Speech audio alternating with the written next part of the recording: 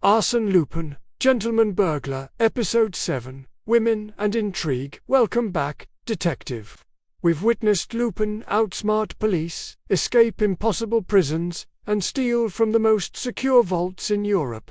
But today's case will reveal a different side of our gentleman burglar, perhaps his most dangerous vulnerability. What happens when Arsène Lupin's greatest weapon, his charm, becomes a double-edged sword?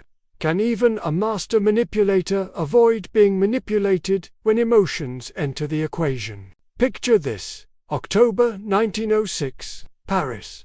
Lupin has been operating freely since his legendary escape from Ganimard's prison, building his reputation to mythical proportions. At a lavish opera performance, he encounters two women who will test him in ways no prison ever could. The question is, detective, when you're a man who deceives everyone, how do you know when someone is deceiving you? The first woman is Madame Angélique de Sarzeau-Vendôme, a stunning widow from one of France's oldest noble families. She approaches Lupin during intermission. Yes, he attends the opera openly. Protected by audacity and excellent disguises, and her opening words are disarmingly direct. Monsieur Lupin, I know exactly who you are, and I need your help. Notice Lupin's reaction, my apprentice. He doesn't deny his identity or flee. Instead, he's intrigued. Madame, you're either remarkably brave or remarkably foolish to approach a wanted criminal in public. Which is it? Her smile is enigmatic, perhaps both. Or perhaps I simply recognize that conventional law and true justice aren't always aligned. I believe you're a man who understands that distinction. She explains her situation. Her late husband's business partner, Comte de Gesvres, has stolen documents proving the Count defrauded her of her inheritance, nearly 2 million francs. The courts won't help because the Count has destroyed the legal copies and bribed key officials. I need someone who operates outside legal constraints, she says softly. Someone who can retrieve those documents from the Count's chateau. Someone like you. Think about this carefully, detective. A beautiful, aristocratic widow asking Lupin to steal documents that would restore her fortune. Does this seem too convenient? Too perfectly designed to appeal to Lupin's image as a gentleman thief who helps victims of injustice? What would make you suspicious? But before Lupin can respond, a second woman interrupts their conversation. Mademoiselle Clotilde Destange, a young opera singer of extraordinary beauty, pretends to recognize Lupin as an old friend. Monsieur Velmont, how wonderful to see you again. You must come backstage after the performance. Her eyes convey a warning. Play along, or I'll expose you right here. Now Lupin faces an interesting dilemma. Two women, both clearly aware of his identity, both wanting something from him. Madame de Sarzeau-Vendôme, with her tale of stolen inheritance, and Mademoiselle Destange, with her mysterious warning. Which one is genuine, and which one is a trap? Or could both be traps? Backstage, after the performance, Clotilde reveals her true purpose. Monsieur Lupin, that woman who approached you is not who she claims. She's working with Comte de Gesvres to lure you into an ambush. The documents she mentioned don't exist. It's a trap designed by Inspector Ganimard, who's been studying your weakness for helping distressed ladies. Lupin studies this young singer carefully. And why would you warn me? What do you gain from protecting a notorious criminal? Clotilde's answer is disarmingly honest. Because I need you to steal something for me, and I can't have you arrested before you do it. The difference is, I'm being honest about my manipulation. Her story involves a compromising letter held by a blackmailer who threatens to destroy her operatic career before it begins. The letter is locked in a safe in the blackmailer's apartment, and she needs Lupin's skills to retrieve it. I'm not pretending to be a victim, she says. I made mistakes, and now I'm hiring the best thief in Europe to fix them. Business transaction, nothing more. So here's the psychological puzzle. My apprentice, Madame de Sarzeau-Vendôme, with her tragic tale of injustice, or Mademoiselle Destange with her blunt admission of self-interest. Which woman is telling the truth? Or are both lying in different ways? How would you decide? Lupin, ever confident in his ability to outmaneuver anyone, decides to investigate both women simultaneously. He tells Madame de Sarzeau-Vendôme he'll retrieve her documents within a week. He tells Clotilde he'll steal her letter in 3 days. Then he begins researching both women's backgrounds, looking for the truth beneath their stories. What he discovers is fascinating. Madame de Sarzeau-Vendôme's story is partially true. Her husband did die, and Comte de Gesvres was his business partner. But the inheritance dispute is fabricated. In reality, she's the Count's mistress, and they're working together to trap Lupin exactly as Clotilde warned. Ganimard is indeed involved, waiting to arrest Lupin when he breaks into the chateau. But Clotilde's story is also false. She's not being blackmailed at all. She's a private detective hired by a wealthy collector to get close to Lupin and learn his methods. The blackmailer's apartment is actually a safe house filled with police observers waiting to study how Lupin cracks the safe. Both women are traps, just different kinds. Now think about this complexity. Detective Lupin knows both women are deceiving him, but they don't know he knows. And more interestingly, neither woman knows about the other's deception. How can Lupin turn this situation to his advantage? How do you manipulate manipulators who think they're manipulating you? Here's where Lupin's genius for psychological warfare emerges. He decides to play both women against each other, exposing their lies while stealing something valuable from each of their conspirators. First, he visits the Comte de Gesvres' chateau, as promised. But, instead of searching for non-existent documents, he steals the Count's genuine art collection, leaving behind a note. Dear Count, thank you for the invitation via your charming mistress. The Rembrandt and Vermeer are lovely.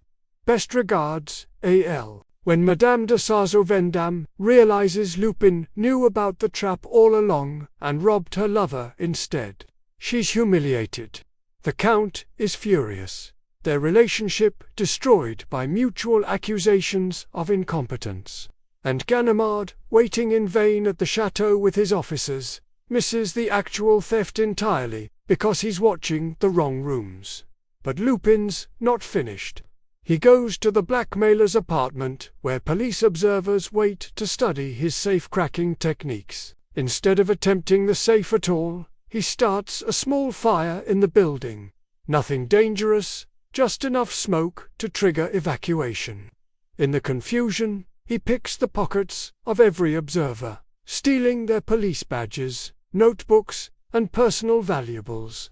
Then, he calmly walks to Clotilde's dressing room at the Opera House and presents her with all the stolen police badges.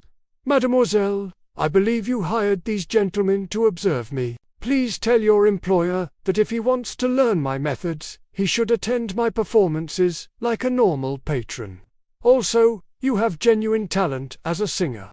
You should focus on that rather than detective work. You're much better at opera. Both elaborate traps have collapsed, turned against their creators. Madame de Sarzeau-Vendôme and Comte de Gesvres lose both their relationship and valuable artwork. The private detective agency loses credibility and has to reimburse their client.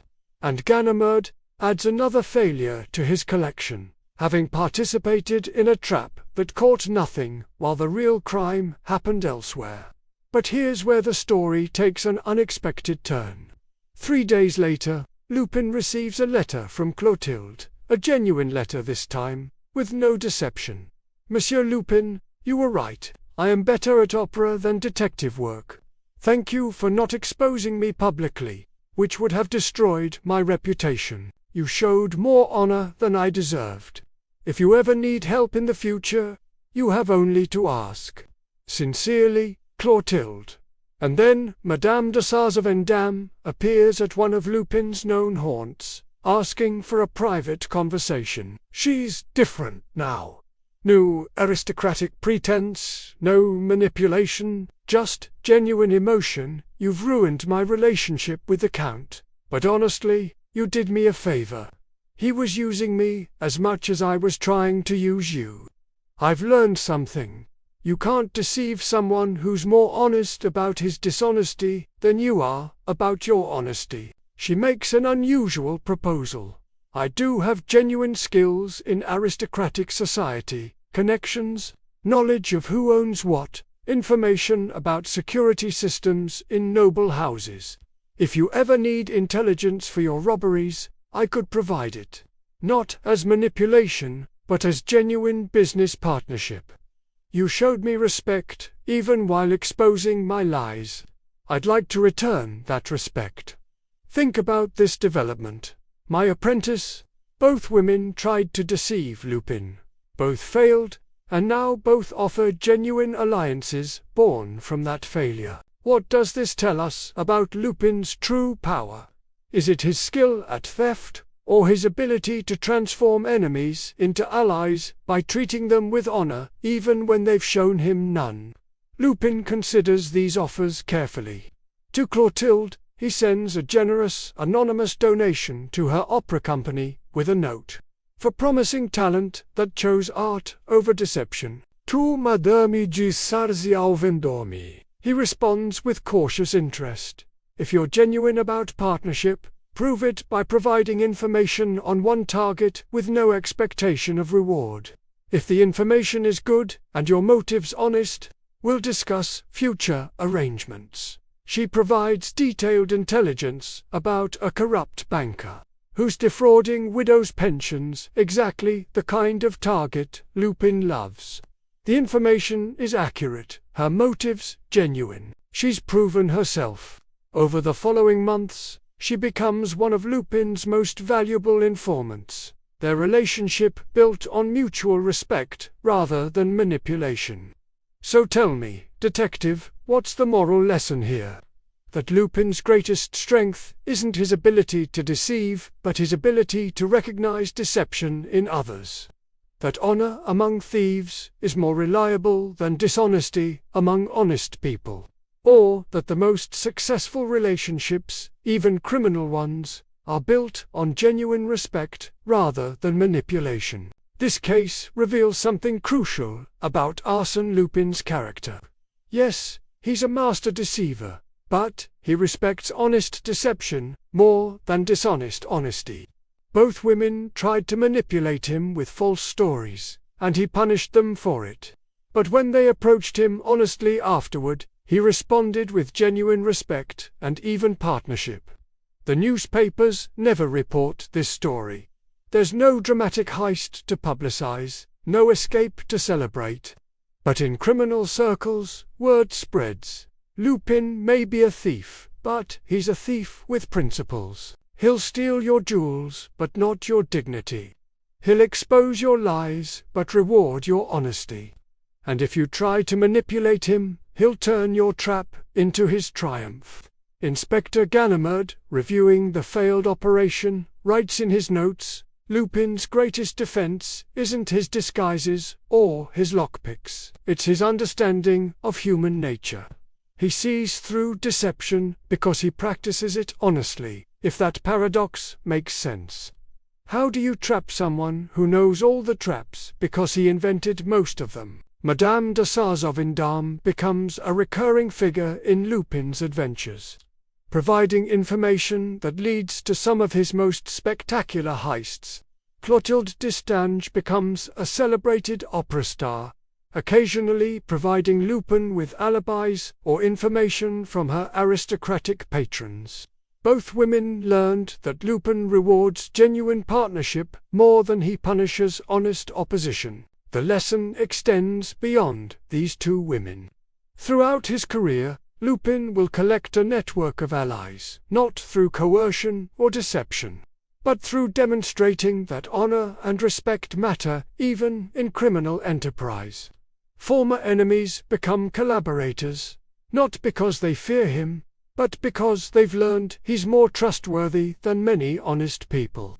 Join me next time for our season finale, The Gentleman's Code, where Lupin faces his ultimate test, when forced to choose between completing history's greatest heist and keeping a promise to someone who trusted him.